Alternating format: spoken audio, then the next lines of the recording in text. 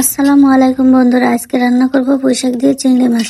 কথায় আছে মাছের মধ্যে রুই আর শাকের মধ্যে পুঁই। তাই এই জনপ্রিয় ও সহজলভ্য সবজিটি নিয়ে কিছু উপকারিতা আলোচনা করব। সারা বছর কম বেশি এই সবজিটি আমরা পেয়ে থাকি।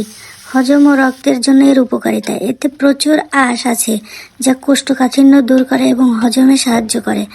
আয়রন সমৃদ্ধ হওয়ায় রক্ত স্বল্পতা প্রতিরোধ করে, হিমোগ্লোবিন তৈরিতে সহায়তা করে। এছাড়াও এই সবজিটি ঠান্ডা হয়, শরীর ঠান্ডা রাখতে সহায়তা করে, গরমকালে অস্বস্তি কমায়। ভিটামিন সি এবং অন্যান্য অ্যান্টিঅক্সিডেন্ট উপাদান শরীরের ইমিউন সিস্টেম শক্তিশালী করে, শরীর থেকে টক্সিন বের করতে সহায়তা করে।